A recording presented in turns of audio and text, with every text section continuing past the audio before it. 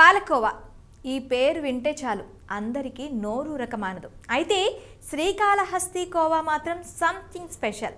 అక్కడి దాకా ఎందుకు, ఒక్కసారి ఈ కోవా రుచి చూస్తే చాలు కోవాలందు శ్రీకాళహస్తి కోవా రుచే వేరయ్య అనక మానరు. అంతగా ప్రత్యేకతను సంతరించుకున్న శ్రీకాళహస్తి పాలకోవాపై ప్రత్యేక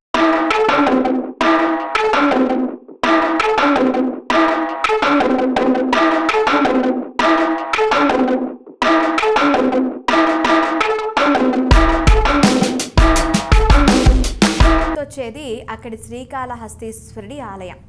శ్రీకాళహస్తి దేవాలయం దక్షిణ కైలాసంగా పేరు పొందింది.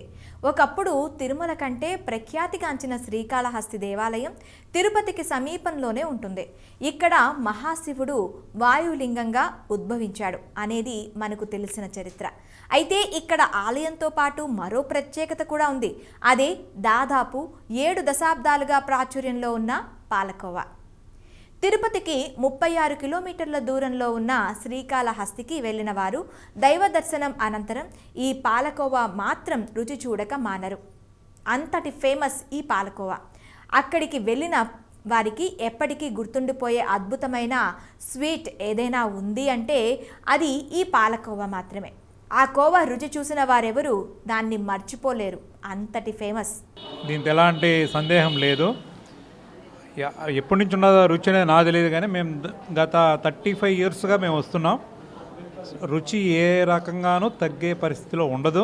దీనికి రోజు రోజు వృద్ధిలో ఉందే కానీ తగ్గినటువంటి దాఖలాలు లేవండి. బాసుంది కానీ, ఐస్ క్రీమ్ కానీ అండ్ కోవా, జస్ట్ ఈ కాంబినేషన్ లేకపోతే ఎవరు తినలేము. చాలా బాగుంటుంది. నేను మా పిల్లలు బెంగళూరులో వర్క్ చేస్తారు. నేను కేజీలు కూడా తీసుకెళ్ళి ఆడ వాళ్ళ ఫ్రెండ్స్కి వాళ్ళకి ఇస్తుంటాము. మా బంధువులు హైదరాబాదు, బెంగళూరు, చెన్నై ఇలా ఉన్నా కానీ నేను ప్రతి ఒక్కరికి దీన్ని తీసుకెళ్ళి గిఫ్ట్గా ఇస్తాను. వాళ్ళు ఎప్పటికి ఇప్పటికి కూడా వాళ్ళ ఫ్యామిలీస్లో వాళ్ళు ఏమంటారంటే ఐస్ క్రీమ్ తాత అంటారు, కొంతమంది ఐస్ క్రీమ్ మామ అంటారు. అంటే అలా నేను పోతున్నాను అంటే కంపల్సరీ ఐస్ క్రీమ్ తీసుకెళ్తా. 1/4 కిలోలు ఉన్నాయి, 1/2 కిలో ఉన్నాయి. చాలా బాగుంటుంది, చక్కగా ఉంటుంది సార్. చూడండి, మీరే చూడండి క్రౌడు. దీనికి ఫుల్ డిమాండ్ ఉంటుంది. ఇప్పుడు మాకు కూడా కావాలి 1 కేజీ 2 కేజీలు ఉండాయి లేవు అనేది చూస్తా తింటా ఉన్నాం మేము. ఈ పాలకోవాను ఎలా తయారు చేస్తారంటే శ్రీకాళహస్తి పరిసర ప్రాంతాల్లోని పాడి రైతుల నుంచి పాలను సేకరిస్తారు. కేవలం స్వచ్ఛమైన పాలు, చక్కెరతో ఎలాంటి ఫుడ్ కలర్స్ వాడకుండా, మిషనరీ ఉపయోగించకుండా చేతులతోనే ఈ కోవాను తయారు చేస్తారు. అన్న నమస్తే. చెప్పండి అన్న, ఎలా ఉంటుంది ఈ పాలకోవా, ఎలా తయారు చేస్తారు? ఎలా తయారు? మిల్క్ 10 లీటర్ మిల్క్, 1 లీటర్ చక్కెర బాగా మరగనిచ్చి ఒక ½ అవర్ అంతా కోవా రెడీ అయిపోతుంది. అలానే ఒక రోజుకి ఎలా చేస్తారు? ఒక రోజుకి ఎలా అంటే 1000 కిలోలు చేస్తారు. 1000 పాలను బట్టి చేస్తారు అదంతా. ఏ పాలు వాడతారు ఇక్కడ? గేదె పాలు, ఆవు పాలు 2 మిక్సింగ్. 2 వాడతారు. అన్న, ఇది ఎప్పుడో 1952వ సంవత్సరంలో స్థాపించారంట. ఈ స్థాపించి అప్పటి నుంచి ఇప్పటి వరకు ఎలా ఉంది పాలకోవా? ఇంకా టేస్ట్ పెరిగింది, సేల్స్ బాగా పెరిగింది. అలా ఇప్పుడు ఎందుకు ఇక్కడ పాలకోవలో ఈ కట్టెలు పోయి ఉంటారు కదా, దాన్ని యూజ్ చేయకుండా ఈ యొక్క శనక్కాయ యొక్క పొట్టునే యూజ్ చేస్తున్నారు, ఎందువలన?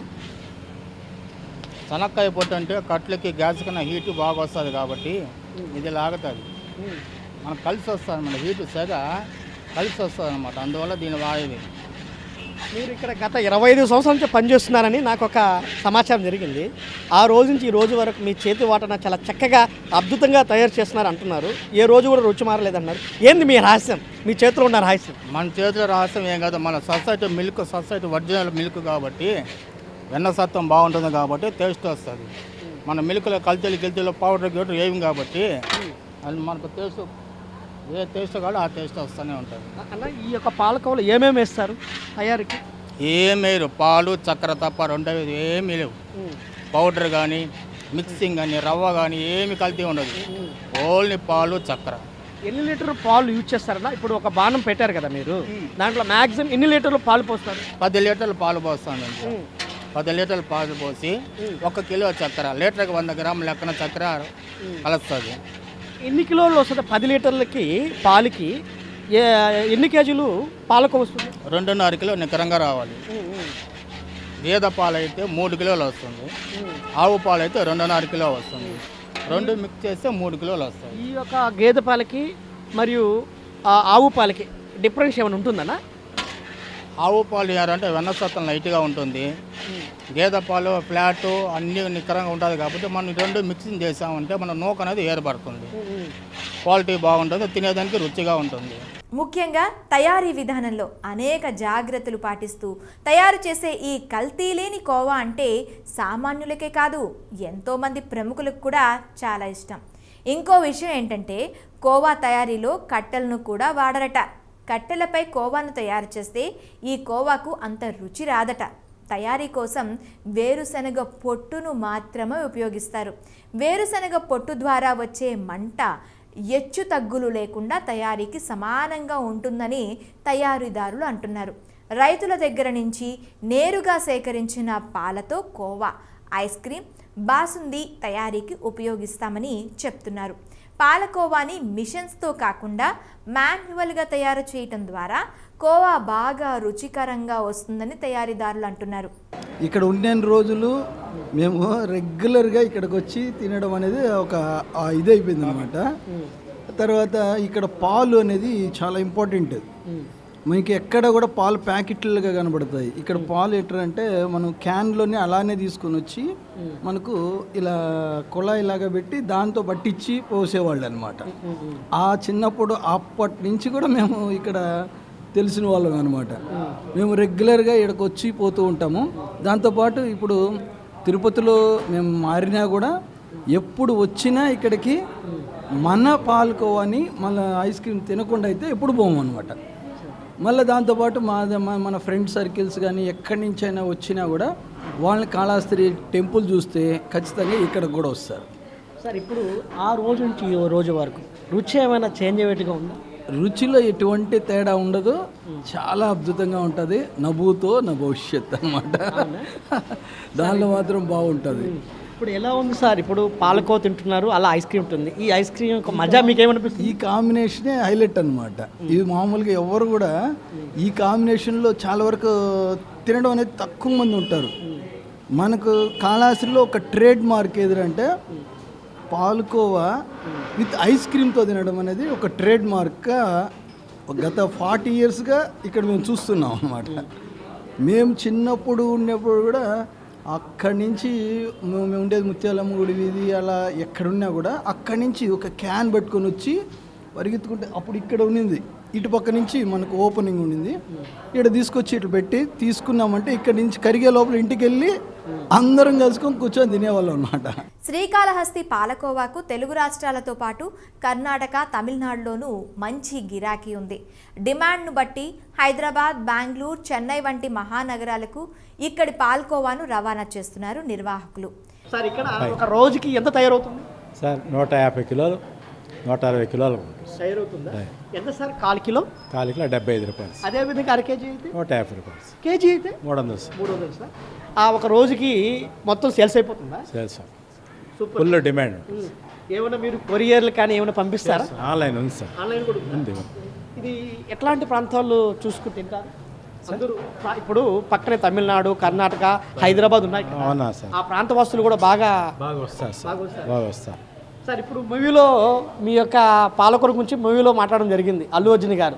తగ్గేదేలే అదేవిధంగా పాలకోవది ఒక సీన్ పెట్టారు. అప్పటి నుంచి ఇప్పటి వరకు వ్యాపారం ఎలా ఉంది? బ్రహ్మాండంగా బాగా పీక్ అయింది, బాగా పీక్ వచ్చింది బిజినెస్. ఒక్కసారి ఈ కోవా రుచి చూసిన వారు మళ్ళీ మళ్ళీ ఆస్వాదించాలనుకుంటారు. ఒక్కసారి తింటే వ్యసనమే అని 3 గంటల్లో 300 కేజీలు అమ్మకం చేస్తామని అంటున్నారు నిర్వాహకులు. ఇక్కడ వర్క్ చేస్తున్న గిరి గారి దగ్గర ఉన్నాము. ఇక్కడ కొన్ని విషయాలు తెలుసుకున్నారు. సార్ నమస్తే. సార్ సార్ ఇప్పుడు మీరు ఎలా చేస్తారు, ఎలా అందిస్తారు? కోవా ప్యాకింగ్ అవ్వడం, ప్యాకింగ్ చేసి కస్టమర్లకి అందిస్తూ ఉంటాము. కాళహస్తి అంటే కోవా ఫేమస్, చాలా మంది వస్తూ ఉంటారు. సార్ మ్యాక్సిమం ఒక రోజుకి ఎంత తయారవుతుంది మీ ఆలోచన?